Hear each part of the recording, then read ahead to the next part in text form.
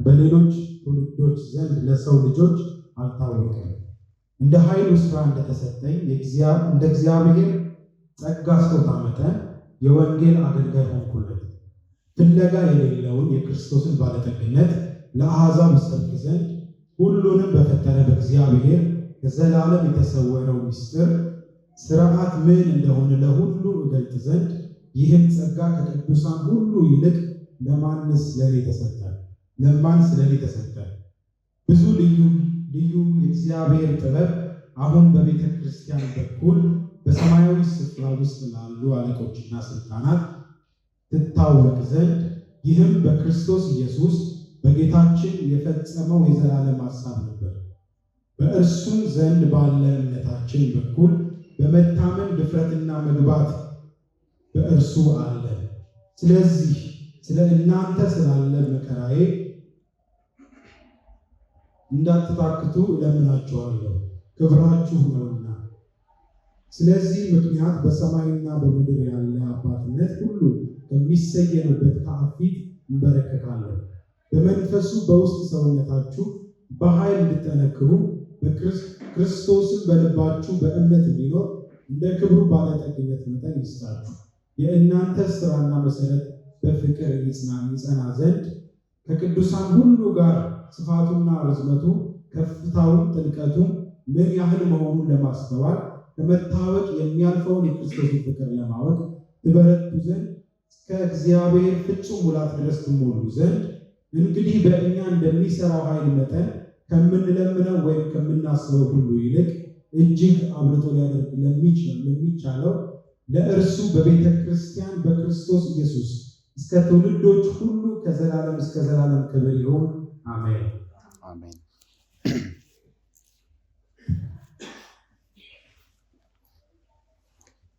አባታችን ሆይ እናመሰግናለን ስለተነበበው ቅዱስ ቃል። ይሄ ቅዱስ ቃል እግዚአብሔር ሆይ ጥንት ነቢያትህ፣ ሐዋርያትህ ከዛም በፊት ያሉ ቅዱሳን ሁሉ ይህንን የተስፋ ፍጻሜ ለመስማት ይጓጉ ነበር። እግዚአብሔር ሆይ እባክህ ያንተን ቃል ከማራከስ ያንተን ቃል ደግሞ በትዕቢት ከመስማት ያንተን ቃል ደግሞ እንደ ሶስተኛ እንደ ሌላ አማራጭ ከማየት የልባችንን ትዕቢትና እግዚአብሔር ሆይ የልባችንን ደግሞ ክፉነት ወደፊትህ አትግለጥ። እግዚአብሔር ሆይ ይልቅ በክርስቶስ ኢየሱስ ያገኘነው የልጅህ ሕይወት በእኛ ውስጥ እንዲከብድ እንጸልያለን። ጌታ ሆይ ቅዱስ ቃልህን ባርክልን። ቅዱስ ቃልህ በሚነገርበት በምንሰማበት ጊዜ ለሁላችን ጸጋ ስጠን፣ የምንፈጽምበትን የምንረዳበትን አእምሯችንን እንድትባረክ እግዚአብሔር ሆይ የሚባክነውን ሐሳባችንን በቅዱስ ቃል ስር እንድታስቀምጥ እግዚአብሔር ሆይ በዚህ ተቀምጠን በሌላ ብክነት ውስጥ እንዳንገኝ ጌታ ሆይ ቅዱስ ቃልህን ባርክ፣ በኢየሱስ ስም አሜን። እግዚአብሔር ይባርካችሁ፣ ተባረኩ። ባለፈው ሳምንት የቁጥር 19 ላይ ከዚህም የተነሳ ከተደረጉት ነገሮች የተነሳ እግዚአብሔር በክርስቶስ ኢየሱስ ያደረገን ቅዱሳን የአንድ ሀገር ዜጋ የእግዚአብሔር የቤተሰቡ አባል ሆነናል። ይሄ ጥንት አይታሰብም፣ ይሄ ድሮ አይታሰብም፣ በፊት አይታወቅም ነበር ነው የሚለው እና በዚህ ምክንያት ይላል። አሁን የሚያነሳቸው በዚህ ምክንያት ብሎ ያነሳል። በየትኛው ምክንያት?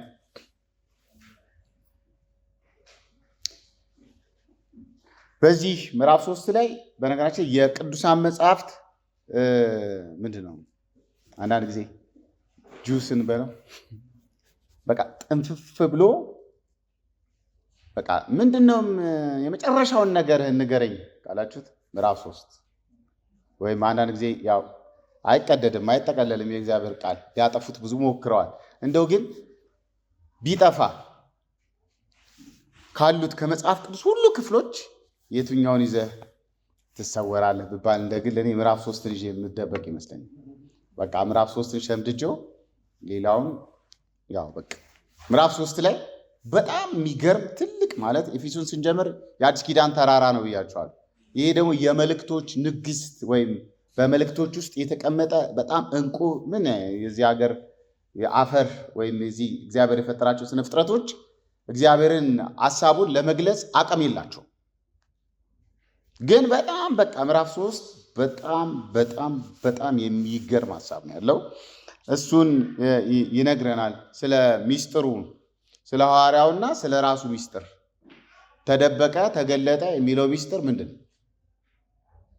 እና በዚህ ሚስጥር ውስጥ ደግሞ ለማወቅ ጳውሎስ ጉጉቱን በጣም ታያላችሁ። ስለዚህ በዚህ ምክንያት እኔ ጳውሎስ ለእናንተ ለአሕዛብ ስፔሲፊክ አድርጎ ደግሞ ለአሕዛብ ባለፈው ሳምንት ይላችኋል።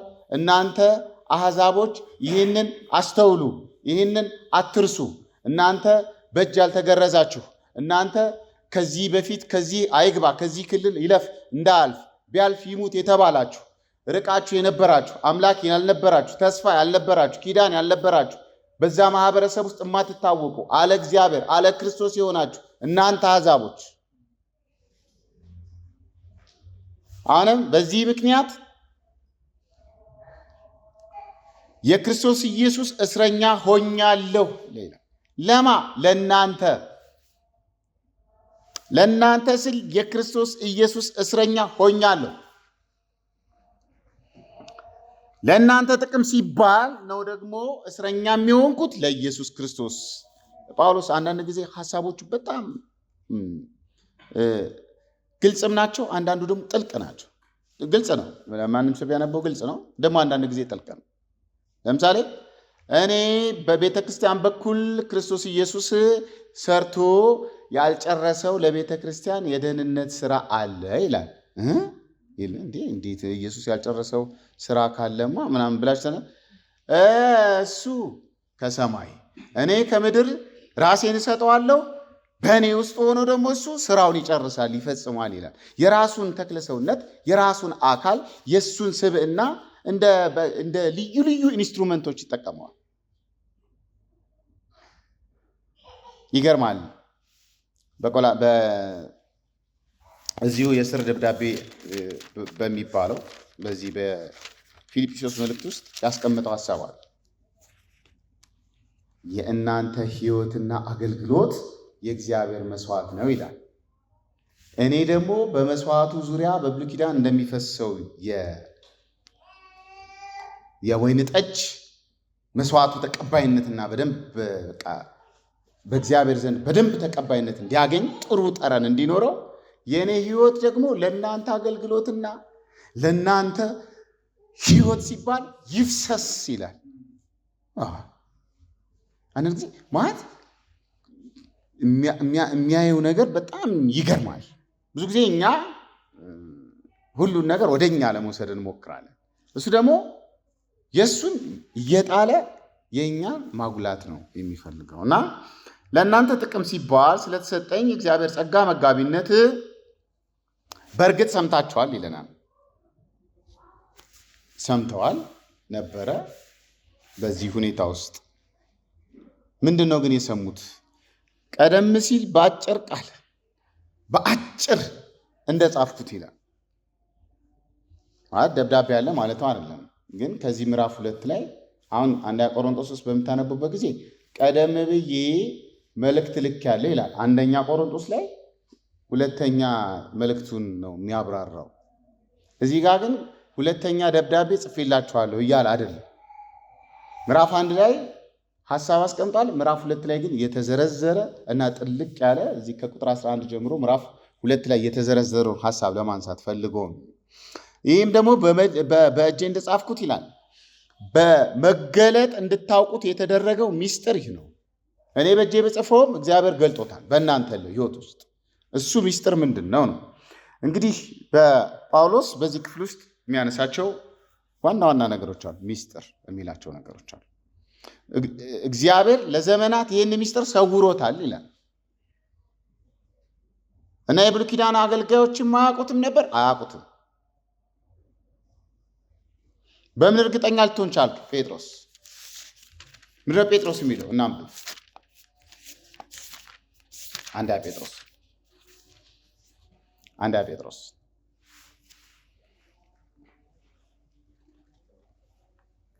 ቁጥር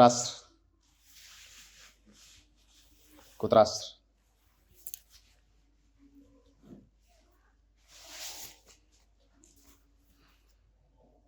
ቁጥር 10 እንደዚህ ይላል፣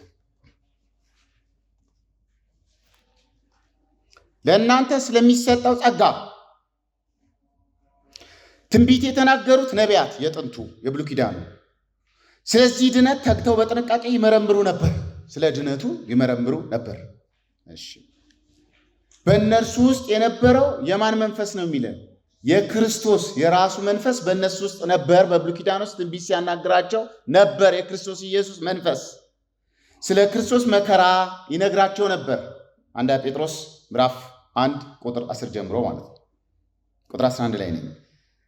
በእነርሱ ውስጥ የነበረው የክርስቶስ መንፈስ ስለ ክርስቶስ መከራ እንዲሁም ደግሞ ከክርስቶስ በኋላ ስለሚሆነው ክብር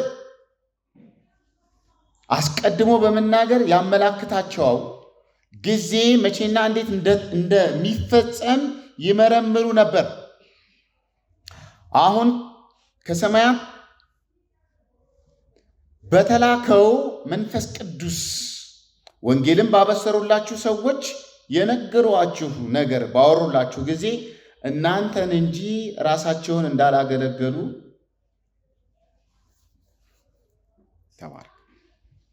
ተገለጠላቸው።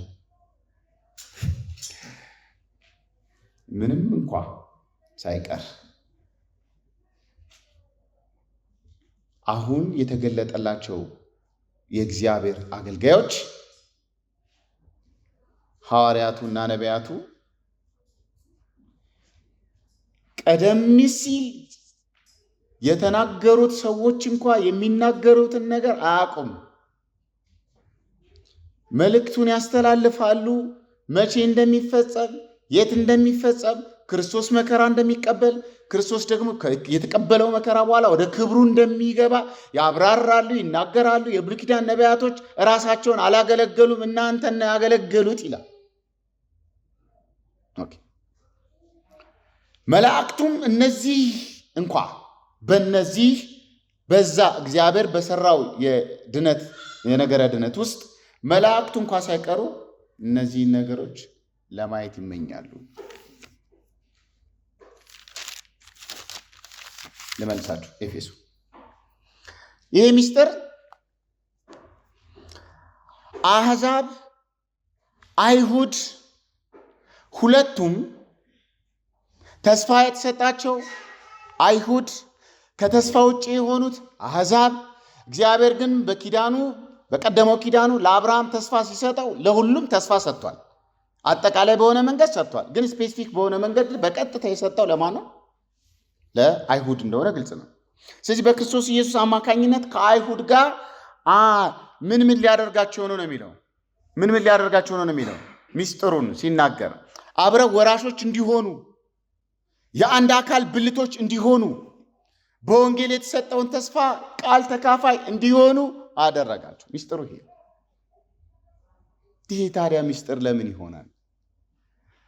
የብሉይ ኪዳን ነቢያቶች ጠቅላላ የሚናገሩት ነገር የክርስቶስና ስለኛ ቢሆንም እኛን አያውቁንም ነበር። ለምሳሌ እንዴት እንደሚረዱ ልንገራችሁ።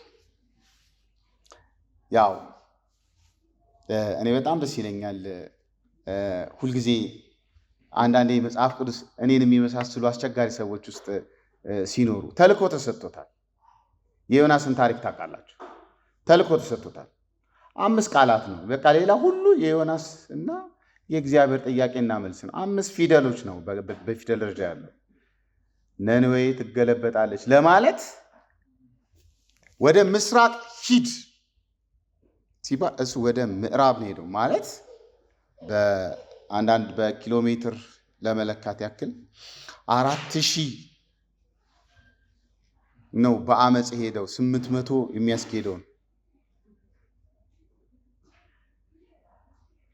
በጣም የሚገርመኝ እስከ መጨረሻው ድረስ ለምንድን ነው ለነነዌ ወንጌልን መስበክ ያልፈለገው ዮናስ?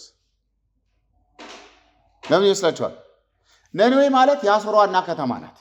አሦር ማለት በ722 ሰሜኑን 10ሩን ነገዶች የእስራኤል የምታጠፋ ናት። ያውቃሉ ነቢያቶች ሁሉ። አሦር ይመጣል፣ ከባህር ማዶ የተላጨሁት አሦር፣ ከባህር ማዶ ያዘጋጀሁት ምላጭ አለኝ፣ ይመጣል ሊላጫችኋል፣ ይመጣል ሊጠራርጋችኋል፣ ይመጣል ሊሰባብራችኋል፣ ይመጣል ያደቃችኋል የሚሉ ነቢያቶች ጠቅላላ እንደዛ ነው የሚተነትኑት።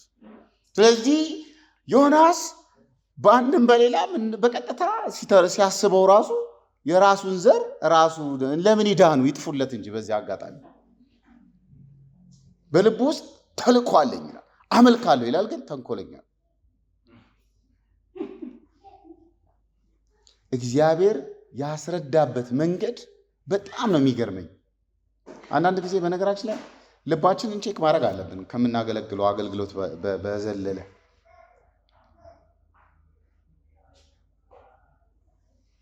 ሲያየው አገልጋይ ይመስላል፣ ሲያየው ለእግዚአብሔር የቀና ይመስላል። ከዛ አንድ ምሳሌ ብቻ ነው የሰጠው። እሱን ብዙ ጊዜ አልሰጠው። አንድ ምሳሌ ነው የሰጠው። ምንም ያለፋበት ምንም ያልደከመበት በአንድ ቀን በቅሎ በአንድ ቀን የጠፋ ቅሌን እያለ መነጫነጭ ጀመረ። አጠፋብኝ፣ በትል መታው። አንዳንድ ጊዜ ይገርመናል። እኛም በህይወታችን ውስጥ ድንገት አጋጣሚ በሆነ አጋጣሚ ውስጥ በህይወታችን ውስጥ የመጡ ሳንቲሞች፣ በህይወት አጋጣሚ የመጡ ልጆች፣ በሆነ አጋጣሚ የሆኑ ነገሮች እግዚአብሔር የፈጠራቸው በአምላኩ የሰራቸው ብዙ እየጠፉ እያሉ የእኛ ልጆች ሲታመሙ በቃ ኡኡ ነው። ብዙ ሰው እኮ እየታመመ ነው። የእኛ ልጆች የሆነ ነገር ሲሆኑ፣ እኛ የሆነ ነገር ስናጣ፣ ያው እንደ ዮናስ ቅሌም ባንልም ያው የሆነ የምናነሳው ነገር አለን። እኛ ብድግ አድርገን በእግዚአብሔር ፊት የምንጨቃጨቅበት ነገር አለ። አሕዛብ መቼም በእግዚአብሔር ተስፋ ኪዳን ውስጥ ይኖራሉ ብለው ተስፋ ያደርጉ። በጣም አጠጋግተው እንኳ አንዳንዶቹ እንኳ የገባቸው ነቢያቶች ራሱ በጣም አልፈለጉኝም፣ አልመረጥኳቸውም። በቃ የአዲስ ኪዳን መልእክቶች በነገራችን ይህን ስታነቡ በጣም ዲስከሬጅ ትሆናላችሁ። ግን ባጭሩ አሁን በመንፈስ ቅዱስ አማካኝነት ለሐዋርያቱና ለነቢያቱ የተገለጠ እውነት ግልጽ እንደሆነ ያብራራል። በእርግጥ እዚህ ያው ዘመኑ የንትርክ ነው። ግማሽ አንዳንድ ቦታ ላይ ግማሽ እውነት አለ ወይ ተጨቃጭቀን፣ አንዳንድ ቦታ ላይ ዲቤት ስላለመድን እኛ ሀገር በቃ እንትን አቋም መግለጫ ይበዛዋል። በነገራችን ብዙ የማያውቅ ሰው መግለጫ ያበዛል። በጣም መግለጫ በመግለጫ የተሞላ ነው። ብዙ ምድሪቷ በመግለጫ ትወዳለች።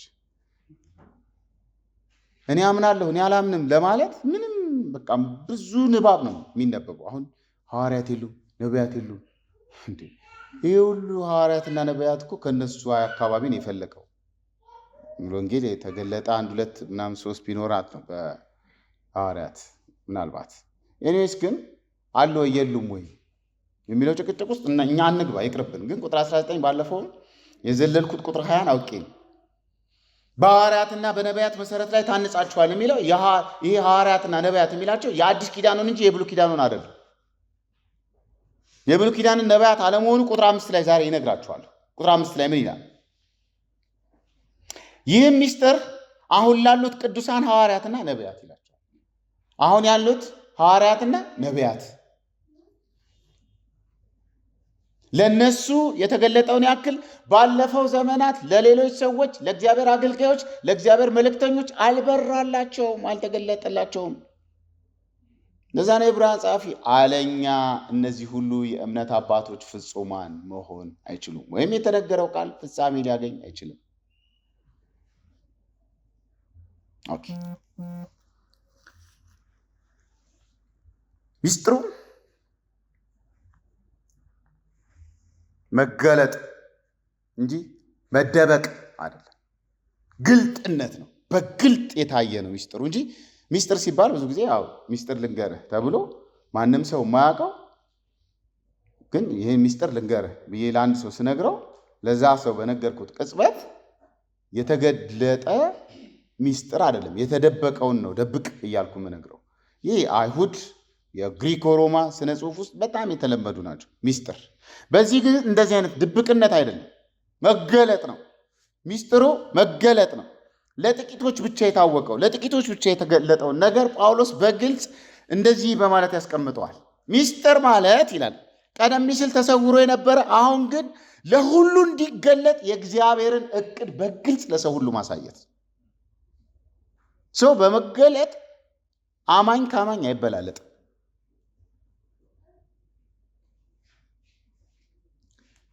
የትኛውም ሰው በመገለጥ ትልቅነት እበልጣለሁ እንዳይል እሱም በመገለጥ ትልቅነት እንዳልታበይ መውጊያ ተሰጠኝ ይላል።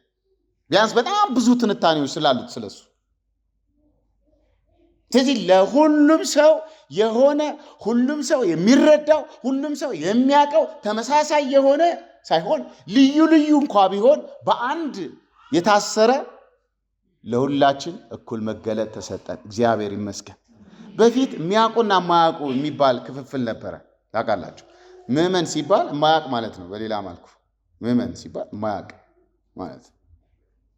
እዛኛው ቤት ምዕመናን ሲባል የማያውቁ የሃይማኖት ትምህርት ተከታታዮች፣ ተማሪዎች በቅጡ ያልገባቸው እንደማለት ነው። እኛም ያው ምዕመናን ቅዱሳን ነን ሁላችን። የሆነ ሆኖ የተገለጠ ነው፣ ለሁሉም ሰው ነው። ይሄ ሚስጥር ተሰውሮ ነበር። አሁን ግን በልጁ በክርስቶስ ኢየሱስ ሞትና ትንሣኤ ምክንያት ኢየሱስ ክርስቶስን ከሙታን ባስነሳው በዛ ኃይል እኛን ደግሞ በአየር ላይ ሲቃወመን ሲጻረረን የነበረውን በአየር ላይ ያሰማራን የነበረውን ያን ክፉ መንፈስ መጥቶ ይህን ሚስጥር ለሁላችን ገለጠው ነው የሚለው ጳውሎስ። አሁን አሕዛብ በአንድ በኩል እድለኞች ነን። ማን ያቀምሰን ነበር ይህን ሚስጥር? የተገለጠውን አይደለም የተሰወረውን መልእክት ነነዌ ትገለበጣለች ተባለ። ነገስታቶቹ ጋር ሳይደርስ ነው ብዙዎቹ የተመለሱት። ለዛ ነው በመጨረሻው ዘመን ይፈርዳሉ ተብለው የተጻፉት። የነነዌ ሰዎች ወዮልሽ ኮራዚዮን፣ ወዮልሽ ቤተሳይዳ፣ በአንቺ የተደረገው ድንቅና ታምራት። የነነዌ ሰዎች የሲዶንና የፋርስ ነገስታት የነበሩት ነገስታቶች እነ ኤልዛቤል ይህንን እድል አግኝተው ቢሆን ኖሮ ይመለሱ ነበር።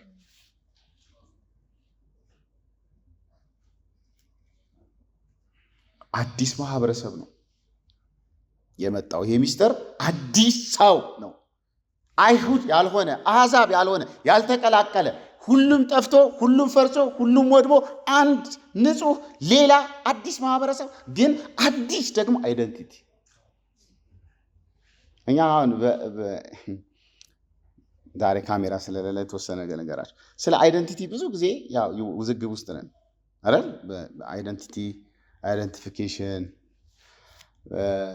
በእርግጥ በሶሻል ሳይንስ እኔ የሶሻል ሳይንስ ተማሪ በሆነ አይነት መልኩ አንትሮፖሎጂ ነው ያጠናሁት እና እዛ ላይ ስለ ሰው ስለ ካልቸር በጣም በሚዘረዘርበት ምክንያት ባህል ውስጥ ያለ ነገር ነው። አንድ ኤሌመንት ነው ይሄ ብሔር ተብሎ አሁን በሰው ሁሉ እንትን ነኝ የሚል እንትን ነኝ ይላል።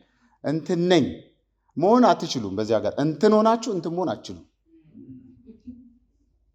ነኝ ባላችሁበት ቅጽበት በቅጽበት ከእግዚአብሔር መንግስት የእግዚአብሔርን ኪዳን የእግዚአብሔርን ቤተሰብነት ገፍታችሁ እየወጣችሁ እንደሆነ ወቁት። በዚህ አጋጣሚ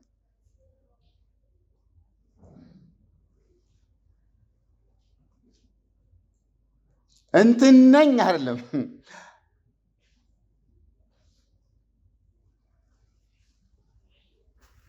ያ አገራችን እንዳለመታደል እኔ አሁን በፊት ምን እንደነበርኩ ታውቃላችሁ? ትግሬኛ ቋንቋ እየለመድኩ ነበር ትግሬ ለመሆን። ገብቷችኋል? ማለት ብሔር የምትሆኑት አለ አባልነትና ማንነትን እንኳን ለይተን ማናቅ ነው። ማንነት ክርስቲያንነት ነው። አባልነት ግን ኦሮሞነትም ጉራጌነትም አባልነት ነው። ጴንጤነትም አባልነት ነው። በዚህ አጋጣሚ ሃይማኖት አባልነት ነው የሚባለው፣ ማንነት አይደለም።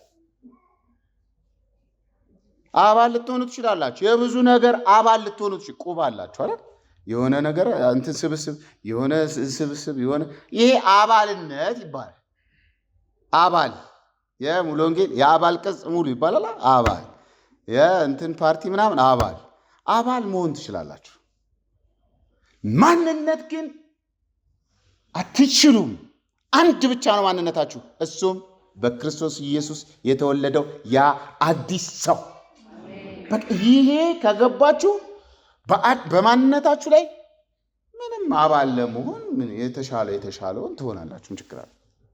እኛ አሁን ኦሮሞኛ እየለመድኩ ነው። ከሰጡኝ መሬት እቀበላለሁ።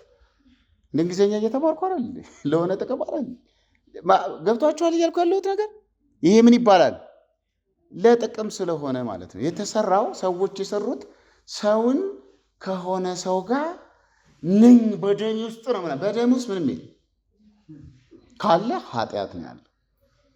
ያ ደግሞ በክርስቶስ ኢየሱስ ጠፍቷል። ሌላው ኮንስትራክት ነው የተደረገው። ሁሉንም ኮንስትራክት ነው የተደረገው። አናት ውስጥ እንትን ነገር አልገባም። ፕሊስ ቅዱሳን፣ እኛ ለዚህ ለክፉና ለወደቀው ዓለም ብርሃን መሆን ይኖርብናል። አትሊስት ግን ጨለማው ከጨለመ ጨለማው በጣም እንዴት እንደሚበረት አስቡት። አሁን ሰው ታዲያ በቁብ ይጣላል? ብሔር ቁብ ነው፣ ቁብ ነው። እንደ ቁብ ቁጠሩት፣ እንደ ድል ቁጠሩት፣ እንደ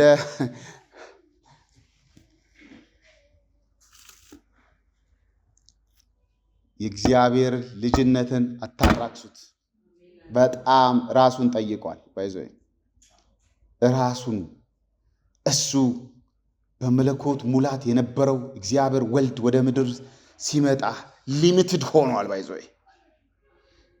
በጣም ሊሚትድ ሆኗል። እናንተ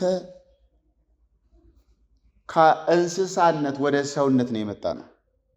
ሰው ክቡር ሆኖ ሳለ የማይጠቅም ክብር የሌለው እንስሳ መሰለ። እንደ እንስሳ ነው የሚቆጥሩን አሕዛብ ጠቅላላ አይሁዳያን፣ እንደ ውሻ፣ እንደ ምናምንቴ፣ እንደ ተጣሉ፣ እንደማንጠቅም የሲኦል ራት እንደሆንን እንደዛ ነው የሚቆጥሩን። እኛ እንደዛ እንድንቆጠርም በዛ ዓለም ውስጥ ለወደቀው በዓል ለዚህ ለመናፍስት አለቃው ሁሉን ለሚያንቀሳቅሰው ለሱ ገዢ ለነበረው ለሱ ታዛዦች ነበር። ሰሞኑን የሙሴን ረሳ ለምን እንደተከራከረው ታውቃላችሁ? ሰይጣን ምን አከራከረው? ኃጢአት ይዟል። ሙሴ ሰው ገሏል አይደል? በግብፅ አይቆጠርም ነው ተናዟል። እሺ ሰው ገሏል። አንድ በእግዚአብሔር ላይ አምጿል። ሁለት ይህንን ስለሚያውቅ ተከራከረው። ጌታ ይገስጽህ አለ። ዘሴም ወርድ በተመሳሳይ ቃላት ኢያሱ እድፋም ልብስ ለብሶ ነበር አይደል? ሰይጣን ሲከስ እንዴት እንደነበረ ታውቃላችሁ? ሲያሳቅለው። ከዛስ ጌታ ይገስጽህ አይደል ያለው? እኛ እኮ አሁን በየቀኑ ማንከሰሰው ለምን እንደሆነ ታውቃላችሁ? የወንድሞች ከሳሽ ቀንና ሌሊት በእግዚአብሔር ፊት የሚከሰን ወድቋል ቢለው ስለወደቀ እኮ አሁን መክሰስ ምንም አቅም የለውም። ዛስ ወይ ስለ ኃጢአት እኮ እንደነሱ ስለማንሰራ አይደለም፣ ሰርተን ስለማይቆጥርብን ነው። እግዚአብሔር ኃጢአታቸውን የማይቆጥርባቸው ብፁዕ ነው አይደል የሚለው? ብፁዓን ናቸው መተላለፋቸው የተከደነላቸው ብፁዓን ናቸው። ለምን? የእግዚአብሔር የምህረት አለት ሆኖ የቆመው የልጁ የክርስቶስ ኢየሱስ ደም ነው ግድግዳውን ሁሉ ያፈራረሰው። ስለዚህ እሱን ነገር ያብራራል። አዲስ ነገር ነን የሆነው። ምንድነን? አዲስ ነገር ነው የሆነው። ምን አይነት አዲስ ነገር? አይገባም። ምን እናደርጋለን? እንጸልያለን። ምን እንዲገባል ለዛነባል እጸልያለሁ። በኋላ መጣ እጸልያለሁ፣ እጮሃለሁ። ለምን? እንዲገባል። ምኑ? ልጅነት። ምን? እግዚአብሔር እኛን ምን እንዳረገን እንዲገባል። ይሄ በጣም ብዙ ኃጢአት ቀጥቅጦ በጣም ብዙ ነገር አስረስቶ ነው። እዚህ እንኳ ተምረን ርዕሱን እንረሳዋለን ስንወጣ። ዋና ስራው እሱ ነው የሚያደርገው። በዚህ ዘመን ደግሞ ፕሮግራም አስለምዷቸዋል ሰዎች እንደዚህ የሚያደርገው።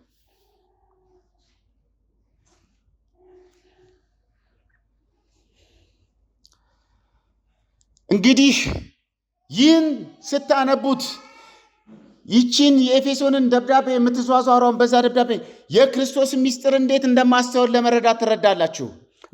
እንደማስተውል ለመረዳት ትችላላችሁ። ይህም ይላል ይህም ምስጢር አሁን ለቅዱሳኑ ለሐዋርያቱና ለነቢያቱ የተገለጠውን ያክል ባለፉት ዘመናት ስለ እግዚአብሔር እየተናገሩ ትንቢቱን እየተናገሩ ስለማያስተውሉት ስለማያውቁት ይመረምራሉ። መቼ ነው የሚፈጸመው? የሆነ ነገር ይናገራሉ፣ ግን አያስተውሉት እና እነሱ እናንተን ነው ያገለገላ የአዲስ ኪዳንን አማኞች ነው የብሉይ ኪዳን ነቢያቶች የተናገሩት ያገለገሉት፣ አልተገለጠም። ይህ ምስጢር አሕዛብ በወንጌል አማካኝነት ከእስራኤል ጋር አብረው ምን ወራሾች። ፕሊስ ላንብብላችሁ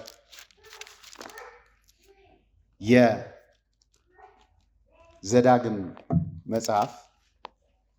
ይህን ደግማችሁ ብታዩት በጣም ደስ ይለኛል። ምዕራፍ 32 ውስጥ ቁጥር 7 አንተ ተላላና ጥበብ የጎደለ ሕዝብ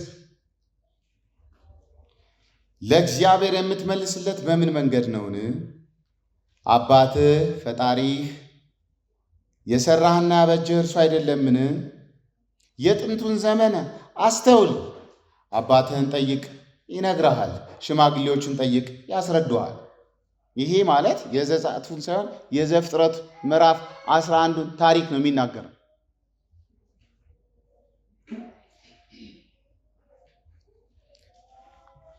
ልዑል እግዚአብሔር ለአሕዛብ ርስታቸውን በሰጠ ጊዜ አሕዛብን በተናቸው። ወዴት? ተበታተኑ፣ እንዲበተኑ አረገ። እግዚአብሔር በተናቸው በማመጻቸው ምክንያት። ዘጸአት ምዕራፍ 9 ውስጥ ዘፍጥረት ምዕራፍ 9 ውስጥ ይቅርታ፣ ብዙ ተባዙ ምድርን ሙሏት። የዘፍጥረት ምዕራፍ 1 እንደገና ትእዛዝ ከጥፋት በኋላ ለኖህ ልጆች ተሰጣቸው። ብዙ ተባዙ ምድርን ምን በለው ሙሏት። ምድርን ሙሏት ሲባሉ እነሱ ማቆም ፈለጉ። ባቢል አመፅ፣ የአመፅን እግዚአብሔርን እቅድ የሚቃረን ነገር መስራት ጀመሩ። ኦኬ እንደዚህ ከሆነ አለ እግዚአብሔር በተናቸው።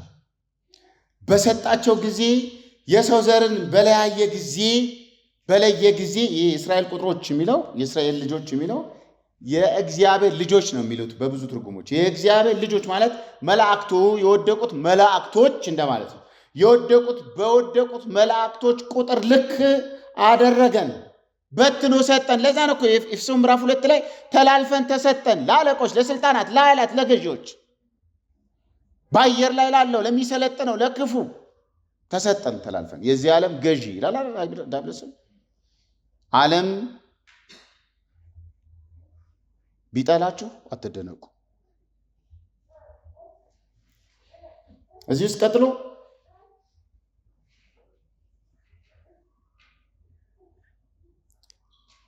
የአሕዛብን ርስት ድንበር ሁሉ ለየ ይላል። ከዛስ የእግዚአብሔር ድርሻ የገዛ ሕዝቡ ያዕቆብ የተለየ ርስቱ ነውና።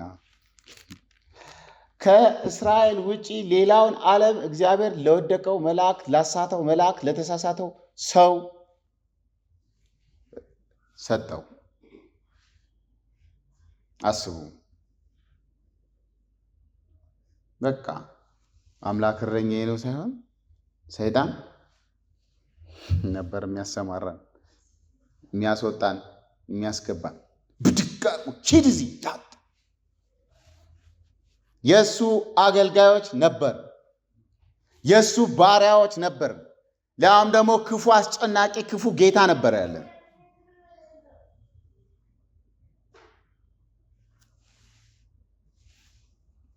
ይህ ምስጢር አሕዛብ ከእግዚአብሔር ጋር ወራሽ ሆኑ። ምንድን ነው ወራሽ? ራሱ እግዚአብሔር። እስራኤል ሆይ ስማ፣ ከጥቂት ጊዜ በኋላ ነው። እስራኤል ሆይ ስማ፣ ይሹሩን ሆይ ስማ፣ እንዳንተ በእግዚአብሔር የተረዳ ሕዝብ የለም።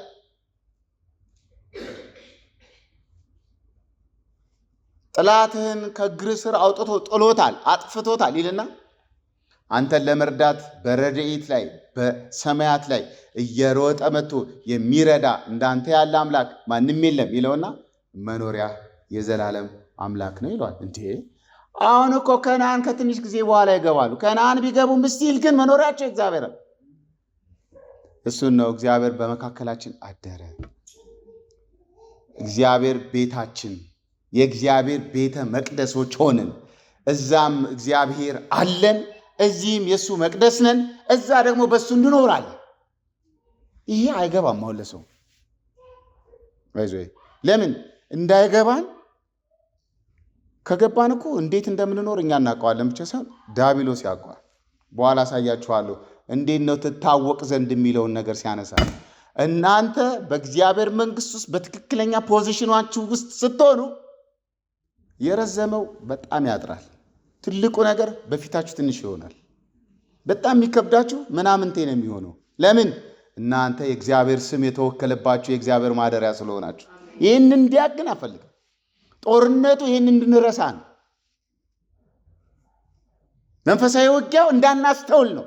የተደረገልንን የሆነልንን የተሰራውን ነገር እንዳናስበው እንዳናውቀው ነው።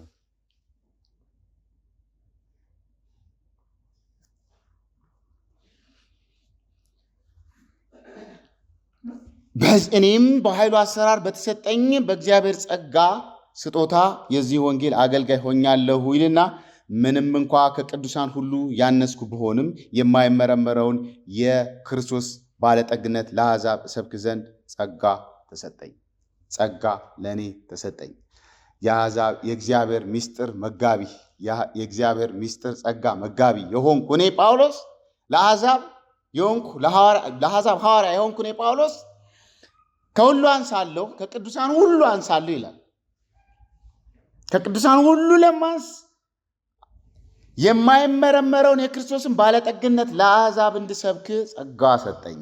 በዚህ ምክንያት በዚህም በኩል የእግዚአብሔር ብዙ ልዩ ልዩ ጥበብ በሰማያዊ ስፍራ ላሉት አለቆች፣ ስልጣናት ጭምር እንድትታወቅ እግዚአብሔር አድርጓል። እንዴት? ቁጥር 10 ሐሳቡ በአሁኑ ዘመን በቤተ ክርስቲያን አማካኝነት ብዙ ገጽታ ያለው በብዙ ዳይሜንሽን የሚገለጥ በብዙ አይነት ሁኔታ ውስጥ ያለ የእግዚአብሔር ጥበብ በሰማያዊ ስፍራ ላሉት አለቆች፣ ስልጣናት ይታወቅ ዘንድ ነው። ይህም በክርስቶስ ኢየሱስ በጌታችን የፈጸመው የዘላለም ዕቅዱ ነው ይላል። ዕቅዱ ነው። በቁጥር 10 ላይ ትንሽ ነገር ልበላችሁ። በቤተ ክርስቲያን በኩል የእግዚአብሔር ብዙ ልዩ ልዩ ሰማያዊ ስጦታ፣ የጥበብ ስጦታ ለምን? ለአለቆች ትታወቅ ዘንድ፣ ለስልጣናት ትታወቅ ዘንድ የሚለውን ሐሳብ በሁለት ትልልቅ ሐሳቦች ለማስቀመጥ ልሞክር። አንድ፣ በቤተ ክርስቲያን ውስጥ ያለ ቤተ ክርስቲያን እንደ ተራ ተቋም የሚቆጥር ቤተ ክርስቲያን የሆነ የተራ ሰዎች ስብስብ የሚያደርግ የተራ ሰዎች መሰብሰቢያ የሚያደርግ መንፈስ እነዚህን ሁለት ነገሮች ሲያቅ ራሱ ይወድቃል። አንድ፣ በዓለምና በሰማያት ኃይላት ፊት የእግዚአብሔር ድል መገለጫ መድረክ ናት ቤተ ክርስቲያን። ይህን ያውቃል። ላብራራ። በዓለም ኮስሞት በዚህ በሚታየው በማይታየው ዓለማት ውስጥ እግዚአብሔር ቤተ ክርስቲያንን ያደረጋት በሰማይ ኃይላት ፊት የእግዚአብሔር የድሉ መገለጫ ናት። ለምን? የድሉ መገለጫ መድረክ ናት ቤተ ክርስቲያን። እግዚአብሔር ሲሰራ የምናይባት በኢየሱስም ሲባል ዘመናት ይኖረው አጋንንት ተሸክሞት የኖረው ነገር ብድግ ብሎ ሲሄድለት፣ ያ ደግሞ ንጹሕ ሰው ሲሆን አእምሮ ሲሰራ፣ ከዚህ በላይ እግዚአብሔር በምን አይነት ኃይል እንዲሰራ ነው የምታስቡት? ቤተ ክርስቲያን ውስጥ የሚደረጉት አገልግሎቶች ጠቅላላ የእግዚአብሔር የሰማያዊው በሰማይ በምድር ያሉት በዓለም ላይ ያሉት ጠቅላላ የእግዚአብሔር ቤተክርስቲያናቶች የእግዚአብሔር የድሉ መገለጫ ናት። እግዚአብሔር ይመስገን። የመገለጫው መድረክ ናት። በቤተ ክርስቲያን በኩል ነው ስራውን የሚሰራው። በቤተ ክርስቲያን በኩል ነው ጥበብ የሚያመጣው። በቤተ ክርስቲያን በኩል ነው በሽተኞችን የሚፈውሰው። በቤተ ክርስቲያን በኩል ነው የሌሉ ሁሉ ነገሮች ሁሉ የሚሆኑት። ለዛ ነው እኮ ምዕራፍ 1 ላይ ክርስቶስ ቤተ ክርስቲያንን ሞላት ይላል በራሱ ኃይል። ያ ክርስቶስ ኢየሱስን ከሙታን ያስነሳ አሁን የኃይል እጥረት በቤተ ክርስቲያን ውስጥ እኮ አይኖርም እኮ። በነገራችን ላይ ኃይሉን ለራሳችን ለመጠቀም ካልፈለግን በስተቀር ሳምሶንን በጣም ደሊላ የጨቀጨቀችው ጥያቄ ሁለትም፣ አንዱ የኃይልህ ጉልበት ምንድን ነው እና የኃይልህስ ጉልበት የት ነው?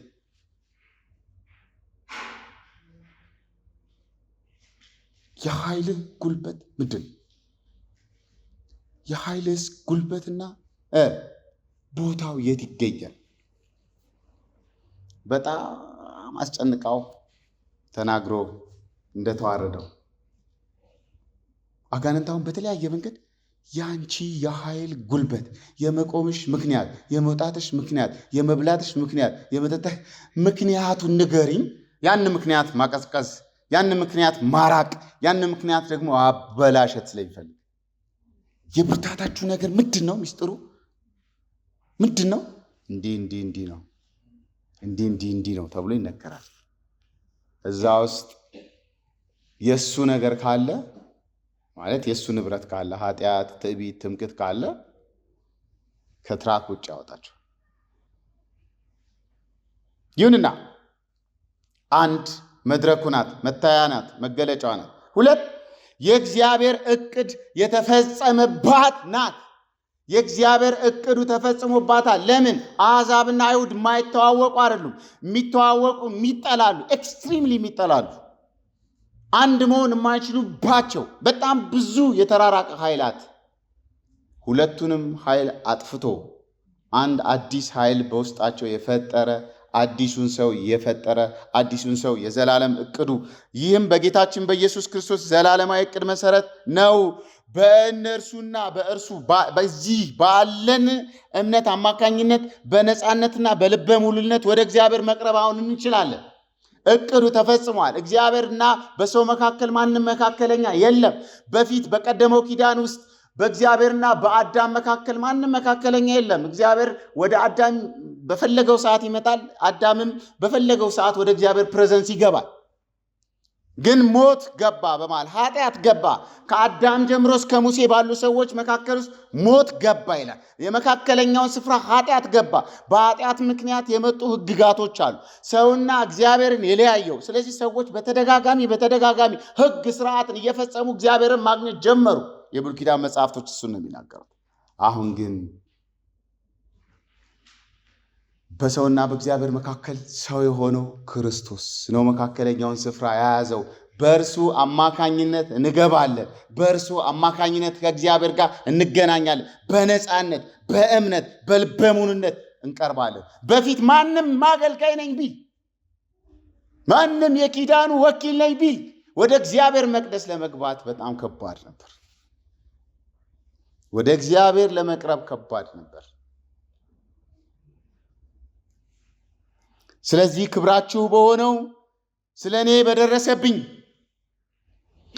መከራ እየተቀበልኩባት ባለው መከራ ተስፋ እንዳትቆርጡብኝ አደራ። ለምንድን ነው መሰላችሁ ይህን ያለው? የገላትያ ሰዎች በቀደመው ወንጌልን በሰበኩላችሁ ጊዜ በዓይኔ ምክንያት በሰውነቴ ላይ ያለ ቁስል ነበረ። በእሱ ምክንያት አልናቃችሁኝም፣ እግዚአብሔር ይባርካችሁ። አሁን ግን እሱም ብቻ አይደለም፣ ቁስሌን ብቻ አልነበረም። ቁስሌን በፊት ተወዱት ነበረ፣ አሁን ግን እኔን ትጠሉኛላችሁ። ሰው ስጋዊ ሲሆን የሆኑ በቃ መጨረሻ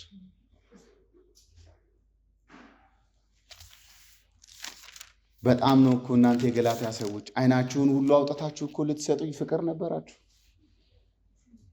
ጳውሎስ በመደብደብና በመጮንጮን ውስጥ ያለው በመከራ በተደበደበበት ጊዜ እስከ ሞት የሞተ ሰው መስሏቸው ሄደ ይላል ሐዋርያት ሥራ ጽሑፍ። ከዛ ደቀ መዛሙርቱ እነ ጢሞቴዎስ ማለት ነው ከበው ጸለዩለት፣ ተነሳ። አይዟችሁ ወደ እግዚአብሔር መንግስት በብዙ መከራ በእንዲህ አይነት ጭንቀትና በእንዲህ አይነት ድብድብ ወደ እግዚአብሔር መንግስት ልንገባ ያስፈልገናል አለ። ደቀ መዛሙርቱ አንድ ነገር ገብቷቸዋል። ስለ ስሙ የሚቀበሉት መከራ። እኛ እኮ ሰው መከራ ሲቀበል እንፈራለን። እኛ ብንቀበል ምን ልንሆን ነው? በነገራችን ላይ በአሁኑ ወቅት ምንም አሳዳጅ የሌለበት ሚስጥር ታውቃላችሁ? እኔ ጠይቄ ነበረ፣ ምላሹን ራሴ ውስጥ አግኝቼዋለሁ። ሁላችን አሳዳጆች ነን። ተሰዳጅ የጠፋው ለዛ ነው። ሁላችን ይዘን ነው ጩቤ የምንዞረው ለመውጋት እና ይህን ሲመጣ ይሄን ለመስጠት በጣም ሩቅ ነው። በቤተ ክርስቲያን ውስጥ በአገልጋዮች ውስጥ ያለ ተንኮል፣ ሸር፣ ምቀኝነት፣ ክፋቱ፣ ምናምን መገፈታተሩ ከባድ ነው። እኔ ባይዘይ በዚህ እነ ምንቴ እነ ተስፋ እዚህ የምታገለግሉ አገልጋዮች በጣም ፊል እያረኩ ነበረ። እንዴት አይነት የመቀባበል ስፒሪት እንዳለ። ዝማሬ ራሱ አይመጣም በኳየር በኩል እኮ ራሱ እኔ ኳየርም ስለነበርኩ ተንኮሉን አውቀዋል። ድምፁ ጎረነነ ይላል አንዳንዱ። በቃ ጉባኤው በደንብ ሲያመልክ ጉልጹ ድምፁ አልመጣም። ሲሻርፕን ረግጦ ምን በቃ የማይባል ነገር የማይባል ተንኮል የለም፣ የማይባል ሴራ የለም። ምን መዞ አለ ለክፉ ቀን ያስቀመጥነውን ስውር ሀብት። ፊልጵስዩስ ምዕራፍ 1 ላይ ለክርስቶስ ኢየሱስ ወንጌል እንደሚገባችሁ ኑሩ። ምን እንድናረግ? ክርስቶስ እንድታምኑት ብቻ ሳይሆን ለክርስቶስ መከራ እንድትቀበሉ ይህ ጸጋ ተሰጥቷቸዋል። መከራ ጸጋ ሆነ። ለሚያምኑቱ ለማያምኑቱ ፍርድ። አምናችሁ ብትቀበሉት መከራ ጸጋ ይሆናል። አምናችሁ ባትቀበሉት መከራ ነው። እዛው መከራ ውስጥ ነው የምትኖሩት። ግን የማይቆጠር መከራ፣ ከዚህኛው መከራ ወደማያሻለው ወደሚያስፈራው መከራ እንገባለን። እዚህ ግን ከትንሹ መከራ እዚህ ውስጥ ካሉት መከራዎች በክርስቶስ በምናገኛቸው መከራዎች ብንቀበል የተሻለ ረፍት በእግዚአብሔር ዘንድ አለ። ይህ ጸጋ ተሰጥቷችኋል ይላል። ይህ ጸጋ ደቀ መዛሙርቱ ለዛ ነው ሲመቷቸው ደስ ብሏቸው ወጡ ይላል። ከዛስ እኛም ለዚህ ስም በዚህ ስም ምክንያት መከራ ደረሰብን ብለው በጣም እየዘለሉ ከመቅደስ ወጡ። እኛ ብንሆን ቆይ አናትህን ፈርሰዋል ምናምን ያን እንሄዳለን። ህይወቱ ቢገባ ይሄ ውስጣችን ያለው ይሄ በቃ ምን ልበላችሁ ስታተስ እንበለው ይሄ ወይ ማን የቀረ ክብር ምናምን እንበለው ምንም ክብር ሳይኖረን ምናምን ቴዎች ነን። እግዚአብሔር ሲጠራ እንዴ እንገራችሁ እኔ አላልኩም። በተጠራችሁ ጊዜ እቺ ሁሌ ማስታወስ ጥሩ ነው። በእግዚአብሔር ቤት ውስጥ ብዙ አድቫንቴጅ የሚይዘዋል። እኔም ብዙ ትምህርት አይገባኝም ነበር። ልም ያልኩ ደነዝ ምን እንደሆነ ራሱ አይገባኝም። አእምሮ ላይ አስተምርሃለሁ ብሎ አደንዘውኝ ማለት ነው። እና መደነዝን በጣም ያውቀዋለሁ። ሰው ላይ አድቫንቴጅ ሊይዝ አልችልም። ግን ልክ እግዚአብሔር ቤት ውስጥ ስንመጣ በጣም በተደጋጋሚ የምንረሳው ነገር ድሮ የነበርነው ግን እንረሳዋለን። አስታውሱት ወንድሞቼ ወይ በተጠራችሁ ጊዜ ይላል ቆሮንቶስ ምዕራፍ 1 ቁጥር 26 ላይ ምን ነበራችሁ? በሰው መስፈርት እስቲ እንደሱ ሲያስቡት በሰው መስፈርት ከእናንተ ብዙዎቹ አዋቂዎች አልነበራችሁም፣ ብዙዎች ኃያላን አልነበራችሁም፣ ብዙዎቻችሁ ከትልቅ ቤተሰብ አልተወለዳችሁም። ነገር ግን እግዚአብሔር ጥበበኞችን ያሳፍር ዘንድ የዚህ ዓለም ሞኝ ብርቱን ያሳፍር ዘንድ ደግሞ ደካማ የተከበረ ነገር እንደሌለ ለማድረግ በዚህ ዓለም የተናቀ ምናምንቴ ቦታ ያልተሰጠው ሰው ነው። ታዲያ ይህ ሁሉ ትርምስ በቤተ ክርስቲያን ውስጥ ስታተስ ፍለጋ ይሄ የግል ጽድቅ ካለ በነገራችን ላይ የግል ክብርም አለ። ሰው ለክርስቶስ ብሎ እኮ አይጋደልም። ለምን እጋደላለሁ?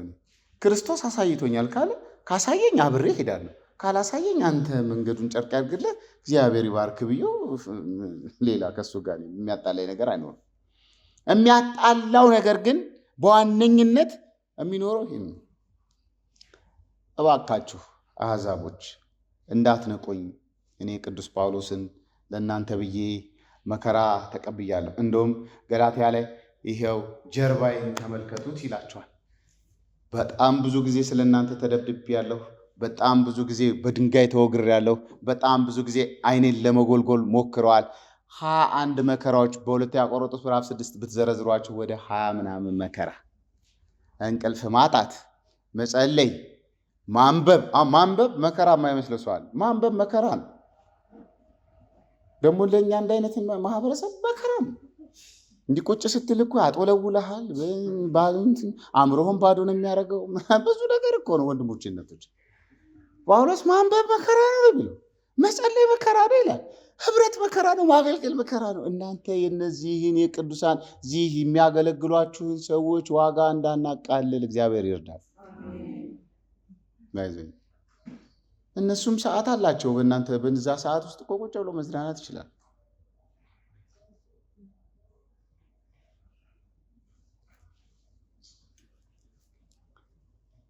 እግዚአብሔር መሪዎቻችሁን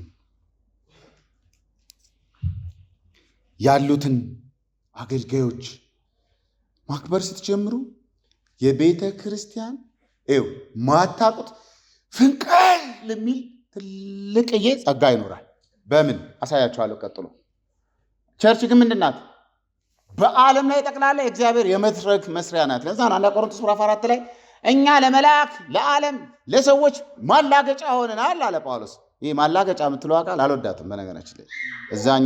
እዛኛው ላይ ነው ያለች። እዚህኛው ላይ ለስለስ አድርገው ማላገጫ የምትለዋን ቃል እንትን ብለዋታል። ማላገጫ ስላልሆን ነው እንደዚህ የምለው። ስፔክታከል ይላል እንግሊዝኛው። ሌሎቹ የአማርኛ ቨርዥኖች ወይም ካሉ አንድ ሁለቱ እንደዚህ ነው የሚሉት። ትንግርት አገልጋይ ምንድን ነው? ትንግርት የማ ለዚህ ለወደቀው ዓለም ለሰዎች ለእግዚአብሔር ለመላእክቱ። ለምን? የእግዚአብሔር የልጁ የክርስቶስ ኢየሱስ ወንጌል መገለጫ ነው። ለዛን ቤተክርስቲያን መታያ ናት፣ የሚሰራባት መድረኩ ናት። የትም ቦታ ላይ እግዚአብሔር በነገራችን ላይ በቤተክርስቲያን ውጭ አይሰራም። ይህን ስንላቸው አንዳንድ ሰዎች ሌላስ ቦታ ይላሉ። በክርስቲያን በክርስቶስ በቤተ ክርስቲያን የሚለውን ነገር ማሰብ ይኖር። ምስጋና ራሱ ማንም ስለአንቃረረ አይቀበልም። የምስጋና ችግር የለበትም። እሱ ምስጋና እሱ በሰራው በልጁ ልጆቹ ሲያቀርቡ ነው ደስ የሚለው እና የሚቀበለው።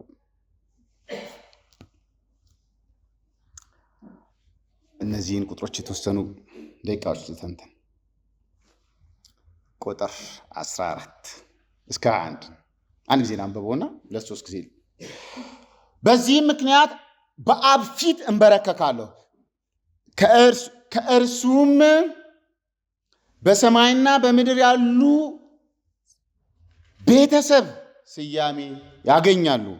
በውስጥ ሰውነታችሁ እንድትጠነክሩ ከክርስቶስ ከክብሩ ባለጠግነት በመንፈሱ በኩል በኃይል እንዲሰጣችሁ ነው የምጸልየው። ኃይል ይስጣችሁ ይላል። ከዛስ ይህም በእምነት ክርስቶስ በልባችሁ እንዲያድር፣ አንዳንድ ቦታ ላይ እንዲኖር ይላል። እንዲያድር እንዲቀመጥ፣ ደግሞም ስር መሰረታችሁ በፍቅር ታንጻችሁ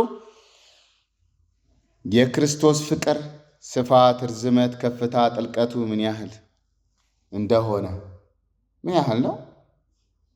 ሜዥር ይደረጋል ነው የሚለው፣ ይለካል ነው የሚለው። ያሉት መለኪያዎች ሁሉ አይለኩትም። ግን ከቅዱሳን ሁሉ ጋር የመረዳት ወይ የመገንዘብ የማወቅ ኃይል እንድታገኙ ነው። ፍቅሩን ነው የምንረዳው ጳውሎስ። አዎ ለምን አይገባችሁማ? እና በአብ ፊት የምትንበረከከው ለምንድን ነው? ለብዙ ነገር፣ ከላይ የዘረዘርኳቸው ነገሮች በዋነኝነት የውስጥ ሰውነታችሁ እንዲጠነክር። ሰው በውስጡ ጠንካራ ካልሆነ ምን ያክል ውጭ ገፋ ስታደርጉት ፍንግል፣ በእምነት የማይነቃነቅ ሲሰድቡት በደስታ የሚቆጥር በኖርማል ነገር ሲያቃልሉት እንደ ተራ ነገር ችግር የለውም እሱ እስኪደርስ ይመስላል ችግር የለውም እያለ ቀለል አድርጎ ማሄድ አሰበረኝ፣ ተሰበርኩኝ፣ አሰናከለኝ። አሁን ይሄ ቃል ጠፍቷል። በፊት ሰበረኝ፣ ሰበረች ነበር። ሁሉ ሰባሪ ስለሆነ አሁን እንትንም የለም ድምፁም የለም። ቮካብለሪው ራሱ ጠፍቷል። ሁሉ ሰባሪ ነው። በፊት ተሰበርኩ ይላል። ለምን ገላመጠኝ ሁሉ ሊሆን ይችላል። የድሮ ኃጢአት አንዳንድ ጊዜ በጣም ሌክዠሪ ነው። በጣም አሁን እኮ መክተፊያ አለው ሁሉም ሰው። እንትናን ታውቁታላችሁ? ቄራ እሺ እንጸልይ እንዲህ ሁሉ ተብሎ በጸሎት የሰው ሚስጥር ዝርግፍ እከሌ እኮ ዘሞተ። ኧረ እባክህ በኢየሱስ ደስ ይለናል። እኛ ደግሞ እሱን ስንሰማ ኃጢአት ውድቀት ወይ ሰው ውድቀት ሰው ሲሰማ እንዴት ደስ ይለዋል። እኛ ይለናል። እናንተን አላውቅም፣ እኔ ይለኛል በተወሰነ መልኩ ዝም ብዬ ሰማው። እሺ አይ አዳም እኮ አንድ ነው። እናንተም ውስጥ ያለው እኛም ውስጥ ያለው አንድ ነው። አንሸዋወድም። እንደው አማኞች በውስጥ አማካኝነታቸው በውስጥ ሰውነታቸው በኃይል የጠነከረ አማኝ በጣም ቀላል። ለቤተ ክርስቲያን የሚጠነክር አማኝ አይደለም። የጠነከረ ለመሪዎቹ ጥንካሬ ነው የሚሆነው። ለሰዎቹ ጥንካሬ ነው የሚሆነው። ለቤተ ክርስቲያኗ ውበት ነው የሚሆነው። ኮንትሪቢዩተር ነው እንጂ የሚሆነው ሁልጊዜ ኮንሱመር አይሆንም። ጸሎት ጸልይልኝ 40 ዓመት ቆይቶ ለምን አትጸልይም ራስህ? እኛ ዳለብን እንዴ ማለት እግዚአብሔር እንደሚሰማ አታውቅም። የእግዚአብሔር ልጅ እንደሆንክ አታውቅም። በእናንተማ እግትሃለሁ ብሎ ቁጭ አድርጎ ማስተማር መጸለይ አለ። እርስ በርስ የሚደረገውን ጸሎት እያልኩ አይደለም። ሁልጊዜ እየደወሉ የሚያጸልዩ ሰዎች አሉ። ፓስተር እሺ ጸልይልኝ። ምን ልጅ ልታገባ ነው? ምን አገባኝ ቢል ጥሩ ነበር አይልም። ግን አላ ብዙ ነገር ሰበረኝ አለ። የእሱ ልጅ እኮ እህል ላትበላ ትችላለች። በጣም በጣም በጣም በጣም በጣም በጣም አቆጣጠራችን ወንድሞች በጣም ልክ አይደለም። አብረን አይደል እንዲህ የምንኖር ሰው። እዛ እኮ ልዩነት የለም። እዛ እኮ ትንሽ ትልቅ የለም። እዚህ የፈሰሰው ደም እኮ እኩል ነው። ደሙ እኮ ለሁላችን ነው የፈሰሰው። ስሙ ለሁላችን ነው የተቀበለው። መንፈሱ በእናንተ ውስጥ አነስ ያለ በፓስተር ከፍ ያለ እኮ የለም እኮ። መንፈስ ቅዱስም እኩል ነው የፈሰሰው። ፍቃድን ስትሰጠው እየሰፋ እየወረስክ እየተቆጣጠረህ ይኖራል እንጂ ያንተ ጸሎት ይሰማል ያሏችሁን ሰዎች አስቆሟቸው። በኢየሱስ ስም በሉ። መናፍስትም ሊሆን ይችላል። ጳውሎስ እኮ ለብዙ ዘመናት ተሸውዷል። የእግዚአብሔርን መንግስትና የእግዚአብሔርን ቃላት ቅልብጭብጭ አድርገው የሚነግሩ እያለች ትዞራለች። ያቺ አንድ ቀን በጣም ተበሳጨና ሲለው ፈትለካል። እሷ የተናገረችው ንግግር አሁን ምን ያስከፋል? በዚህ ዘመን እኮ ተንበርክኮ ማይክ ይሰጥ የለን ምን ያው እኮ አገልግሎት እናንተም እግዚአብሔርም አዋታችሁ የምትሰሩት ቡኮ አይደለም። አገልግሎት በእናንተ ውስጥ ሆኖ እግዚአብሔር የሚሰራው ብቻ ነው። ጥንካሬ ግን ይፈልጋል። ለጠነከረ ሰው በክርስቶስ የክርስቶስ መኖር ክርስቶስ በእምነቱ ልብ ውስጥ የሌለ ሰው ደካማ ነው። ጥንካሬ የሚያገኘው ውስጥ ከሚኖረው ስለሆነ ውስጥ ያለው ቃና ከሆነ አስቸጋሪ። እኔ አንድ ቦታ ሄጄ በአማርኛ አልሰማም አሉ። ሩቅ ጠረፍ ነው አሰሙም። ኦፍኮርስ እኔ ዋናው ሜሴጅን እንድትሰሙ ስለሆነ በፈለጋችሁት ቋንቋ ተርጓሚ ያምጡና ከዛ አንድ ቀን ቃና ይተላለፋል። ቃናን በአማርኛ ይሰማሉ፣ ስብከት ግን አይሰሙም። ይህ ድንዛዜ ነው።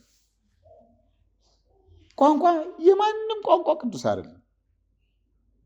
የማንም ቋንቋ እርኩስ አይደለም። የእግዚአብሔር ኢንስትሩመንት ነው። እዛ እኮ ቋንቋ ምን አይኖርም። ቋንቋ የለ፣ ነገድ የለ፣ ብሔር የለ፣ ሰው የለ።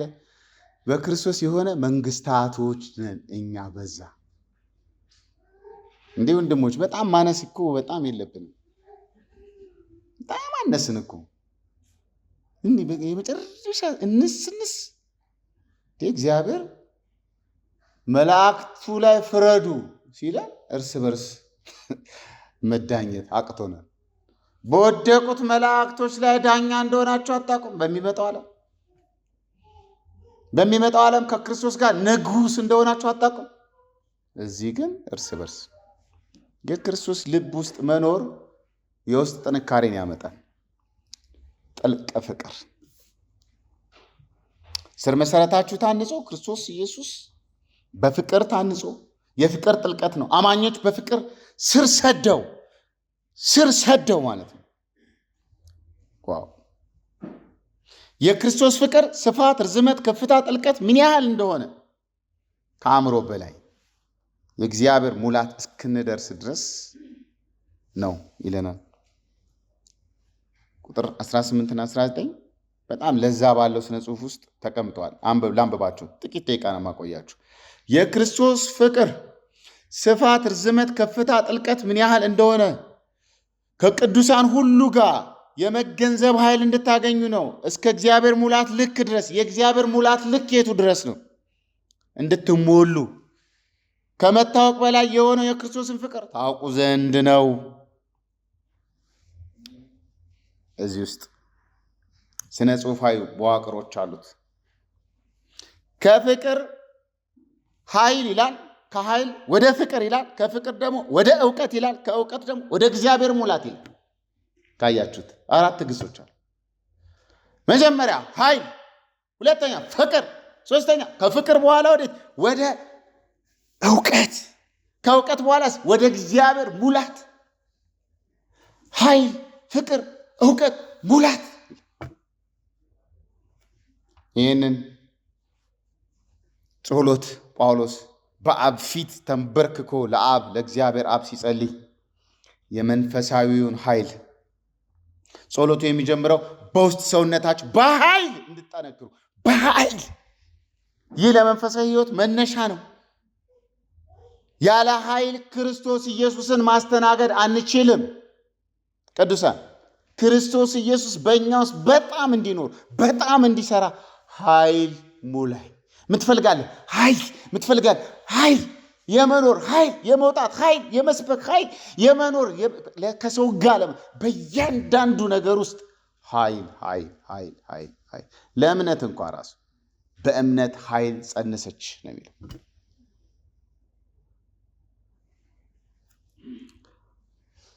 ክርስቶስ በልባችሁ እንዲኖር ይላል ቁጥር 17። መኖር የሚለው ቃል በነገራችን ላይ በቋሚነት መኖሪያ ቤቱ እግዚአብሔር ቤታችን፣ እግዚአብሔር መኖሪያችን፣ እግዚአብሔር ክርስቶስ በእናንተ ልብ ውስጥ ይኑር።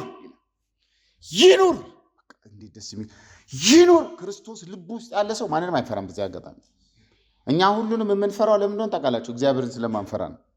እግዚአብሔር ጋር የተሸነፈ ሰው የትም ቦታ አይሸነፍ። እግዚአብሔር ሲወጣ ድል ነው። በቃ በእያንዳንዱ ቦታ እግዚአብሔር በክርስቶስ እንደዋሊ ይውረድባችሁ። ክርስቶስ ልባችሁ ውስጥ ሰፍ ብሎ ይኖር። ምን አለ? ክርስቶስ አለ። ምን አለ? ኃይል አለኝ። ለዛ ነው እኮ ጳውሎስ ላሳዳችሁ ፍቃዱ ኃይልን በሚሰጠኝ በክርስቶስ ሁሉን እችላለሁ ሲል ምን ማለቱ ነው ብዬ አስቤ ነበር። ማግኘት ቢሆን ማጣት ቢሆን ከፍታ ቢሆን ዝቅታ ቢሆን መራብ ቢሆን እነዚህ ሁሉ ነገሮች ሁሉ ይላል የእያንዳንዱ ኃይል አለው። ማግኘት ብዙ ሰው ይዞ ሄዷል።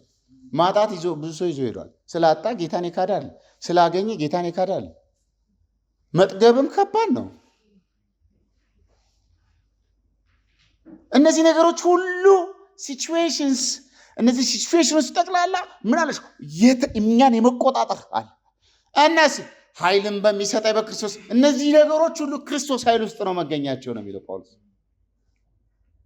እግዚአብሔር እንደዚህ ያርግልን። በፍቅር መታሰር፣ መጠገን፣ በቃ ሩትድ ይሁን በክርስቶስ ፍቅር ስር የሰደደ በቃ ስር የሰደደ ክርስቶስ በልብ ሲኖር በፍቅር ስር ሰዶ ተመስርቶ ሲኖር የግብርና ቃላቶች ነው ጳውሎስ የሚል ስር መስደድ ይልና ደግሞ ስለ ህንፃ ሲያወራ መስረት ይላል። እነዚህ ምሳሌዎች ራሱ በጣም ብዙ ጊዜ ይፈጃል። ስር መስደድ ፍንግል የሚለው አሁን ሰው እኮ ለዛ ሳምንት አልነበርክም። አዎ ምን ነው አንተማ አትጠይቀኝም? ምን ለምን ጠይቀሃለሁ? ልድን አይደል እንደ የመጣኸው? ተጋደል እንጂ እዚህ መጥተህ። ቤተክርስቲያን እኮ የኃይል ቦታ ናት፣ የመጋደያ ቦታ ናት፣ የሰራዊት ቦታ ናት፣ የተጓዥ ቦታ ናት። ገስጋሽ ነን ያለ ነው። ተስፋ የቆረጠ እኮ አይደለም የተሰበሰበው፣ ተስፋ ያለው እንዴ። ወንድሞች እንተባበር እንጂ እንዘ ካልሆነ እኮ እንዴት ነው የሚሆነው? አእምሮ ማለፍ ትራንሴንደንስ የሆነ እውቀት በየደረጃው አወቅኩት ብለህ ስትሄድ በነጋታው ህልም ይሆናል። ህልም የማይሆነው እውቀት የእግዚአብሔር እውቀት ነው። ለምን? ስለማይለዋወጥ። አሁን አማኞች የክርስቶስ ፍቅር ልኬት ኮምፕሬንድድ አድርገው እንዲህ ጭምቅ አድርገውት ለማስተዋል ብቃት ያገኛሉ።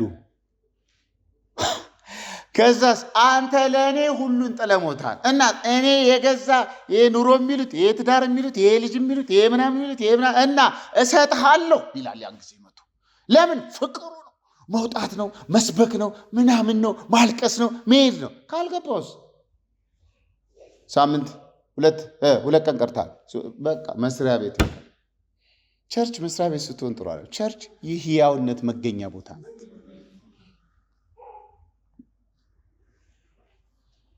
በንባብ አይመጣም። እውቀት በፍቅር ነው። ፍቅር ደግሞ ውስጣችሁ ሲፈስ ነው። ሁሉ ነገር ያስጠላችኋል። በነገራችን ላይ እጅ ኖራችሁ፣ እግር ኖራችሁ፣ አቅም ኖራችሁ፣ ሁሉ ነገር ኖራችሁ አይ እኔ ጊዜን፣ እኔ ህይወቴን፣ እኔ ኑሮዬን፣ እኔ አገልግሎቴን ሁሉ ለሱ እሰጠዋለሁ ስትሉ ሌላው ሰው እብድ ነህ እንዴ ይልሃል። ሌላው ሰው ስራ እንጂ ይላል። ስራ እንጂ ስራ ጥሩ ነው። ስራ ጥሩ ነው፣ ግን ዋናው ትልቁ ስራ ይሄ ነው። ሌላው ምርቃት ነው። አገልጋዮች በዚህ ተበረታቱ። ለጊዜው ልታጡ ትችላላችሁ። ለጊዜው ሰው ላይ ረዳችሁ፣ የምታገለግሉት ህዝብም ላይ ረዳችሁ ይችላል። ግን በምህረት ያገኛችሁት ስለሆነ አገልግሎቱ ላይ እንዳትቀልዱ። ፉልነስ የእግዚአብሔር ሙላት አይገባም። የጸሎት መጨረሻው ግቡ ይሄ ነው። አንድ አማኝ ሊደርስበት የሚችለው ከፍታው እስከ ድረስ ነው። እስከ እግዚአብሔር ሙላት ድረስ ጸጋ ስጦታዎች የማይቆራረጡት በዚህ ምክንያት ነው። ወደ ላይ ወጣ፣ ምዕራፍ 4 መጣበት። ወደ ላይ ወጣ፣ ከዛስ ማረከ፣ ከዛስ ለሰዎች ስጦታ ሰጠ። ሰዎች ናቸው የተሰጡት። እና ለምንድን ነው የተሰጡት? ሁላችን እየተፍገመገምን እንዳንጠፋ በክርስቶስ እውቀት እያወቅን እስከሱ ድረስ እንድንሞላ። ከተሞላን አያስፈልገንም። የሚያውቅ ሰው እኮ እዚህ መገኘት የለበትም። አውቃለሁ። ምን ታውቃለህ? አውቃለሁ። ዳይሜንሽኑ በጣም የሚገርም ነው። ስፋት፣ ርዝመት፣ ከፍታ፣ እነዚህ የሚሉ ቃላቶች የክርስቶስ ፍቅር ሁሉንም ያካትት ነው። አጽናፋዊ ነው። ሁሉንም ስፋቱ ዘር፣ ቋንቋ፣ ህዝብ፣ አይሁድ ምናምን አይልም። ሁሉን ክልል የሚጠቀልል ነው። ሰፊ ነው። ርዝመቱ ደግሞ ከዘላለም ከፓስት ኢተርኒቲ ካለፈው ዘላለምነት ወደሚመጣው ዘላለምነት፣ ከዘላለም እስከ ዘላለም ለእርሱ ይሁን። ዘላለም የሚለው ነገር እግዚአብሔርን አንቆ ያዘው ነገር አይደለም። ከሱ ውጪ ነው እኛን የወደደን። ዓለም ሳይፈጠር በፊቱ ቅዱሳን ነውር አልባ እንድንሆን መረጠን። ከዘላለም የወደደን ለመቼ ነው? ለዘላለም ነው የወደደን። ስለዚህ ጊዜያዊ አለች። አሁን የ5 ወር ፍቅር አለ፣ የ3 ወር ፍቅር አለ፣ የ1 ወር ፍቅር አለ አለ እንትኑ እንኳን አይነቱ የእግዚአብሔር ይሄ ከፍታ የክርስቶስ ፍቅር እኛን ከዚህ ከወደቅንበት አንስቶ ላይ ድረስ እሱ ድረስ ነው። ከፍታው ትልቅ ነው። ፍቅሩ ጥልቅ ነው። በጣም በሰው አእምሮ ሊገባ አይችልም ጥልቀቱ። እኛን ለማዳን የወረደበትን ጥልቀት አስቡት። እስከ መቃብር እስከ ሞት ድረስ ያሳያል። ስለዚህ ምስጋና እኛ ከምንለምነው ወይም ከምናስበው ሁሉ እጅግ አብልጦ በዚህ በዘረዘርኳቸው ነገሮች ነው ጸሎት አብልጦ በሚሰጠን ወይም በሚሰራው ኃይል መጠን ለእርሱ ለቤተ ክርስቲያን በክርስቶስ ኢየሱስ ትውልድ ከዘላለም እስከ ዘላለም ምስጋና ይሁን፣ አሜን።